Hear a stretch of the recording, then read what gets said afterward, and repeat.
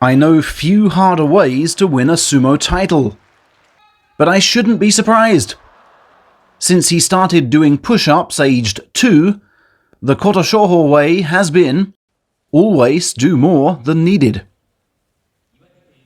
His 5th straight second-tier campaign began with a typically hard-fought grapple with Nishikigi. Still his equal for power, but not for technique.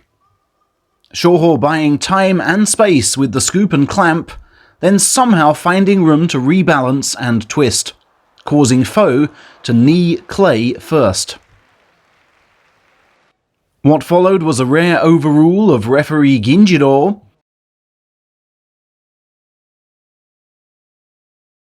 For him, day 2 was easier, but not for Shoho, as Kagayaki literally pushed him all the way, then sought the killer grip.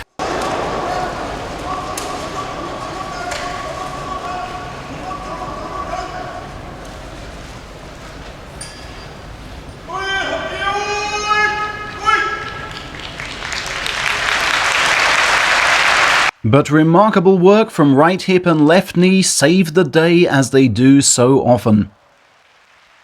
No doubts there, or as to the impact of this lad's debut hours later.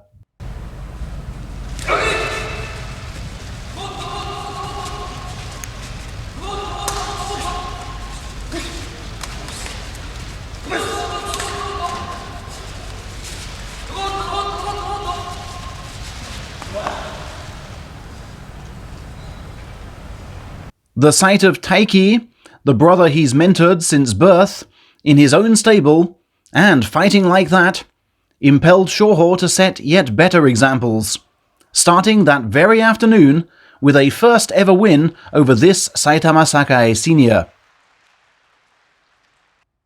Taiki kept high family standards on day 4. Shoho sought to do likewise against a foe he'd felled before. That, though, was in 2019. Bulked up Kotokuzan is a different proposition now, sliding left knee back to swipe down on the turn. Day 5, though, saw another Tebakari double. Taiki ending pre-sumo unbeaten, and Shoho bashing, then locking Kaisho's suspect bicep.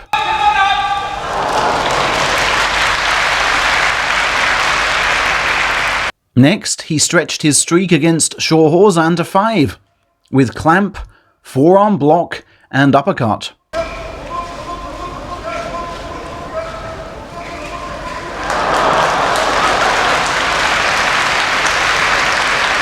Then dispatched Daiamami on the first parry.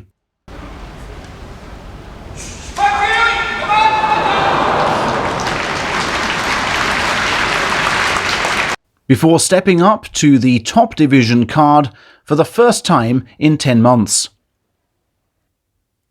Again, he made his own life harder, dodging the slap but missing the throw, and forced into offbeat sideways defense, which only a fine left knee allows.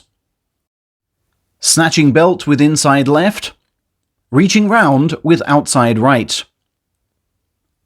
Only then was a measure of control gained over a huge Sakae senior, and 7 wins from 8 brought up. But Shoho always scores big at first, taking 7 from 9 in September, and 7 from 8 in November, only to collapse badly. He always fades in week 2. Would this time be any different? Day 9 suggested not, with a 4th loss in 6 to the man with whom he's trained since infanthood, his fellow Kashiwa Jr. Kotoshoho's father, Manabu, put this loss down to grip. Not his sons, but his foes. No matter how many kilos you can squat or press, you can't let Daishoho grip that tightly, he essentially said. Whichever leg came first, Shoho could not drive, and for the 3rd meet straight, despite sublime defensive footwork, found himself 7-2. As I said, he likes things difficult. Luckily, Azumariu offers his type of fight, and a simple, straight approach gained the win. Then some short, careful thrusts took nifty Asanowaka to a place where this finisher succeeds.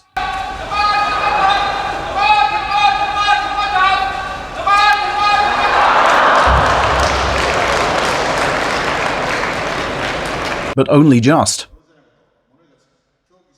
And against this joint leader, Shoho froze not, dancing out of the parry and swiveling to respond in kind. His mental bamboo box had received a tough lacquer finish. Tough enough, we thought, to move him too clear of near-rival Yago. The problem? He'd lost 13 of his last 15 bouts on the final 3 days.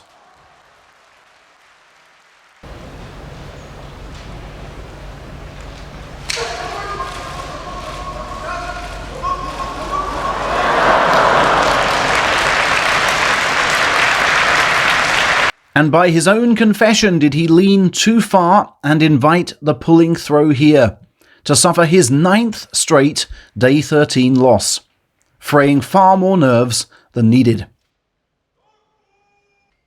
And next in line was a foe who knew him better than most, high school classmate Kitanowaka.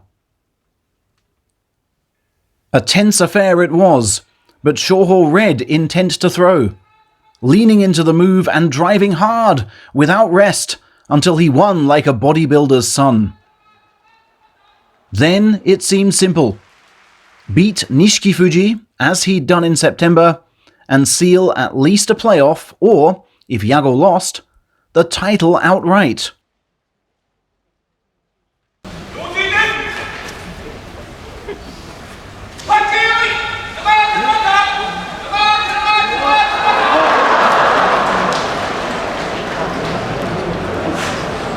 You saw how keen he was to end with that move. The clamp and throw clearly aimed at twice. The referee was convinced, pronouncing him victor, but the judges, led by his opponent's coach, disagreed. Fairly so, and Shoho left the ring a runner-up. Unless that was... Yago also lost, and the playoff sprouted. For which I was less nervous than for the regulation bout, Shoho later said, and thus empowered to give my all without shackles. Indeed, there must be a point where hardship becomes so familiar it ceases to faze. You know what to do. And this I hope Kotoshoho proved, right here, by, in his words, focusing solely on the charge and going forwards and forwards.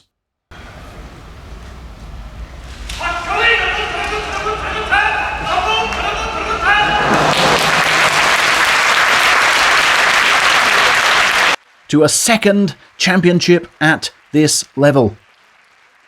That brought him 20,000 matchday dollars, plus 10 more from his Kashiwa Supporters Club, so the newsletter says, and a full return to Division 1.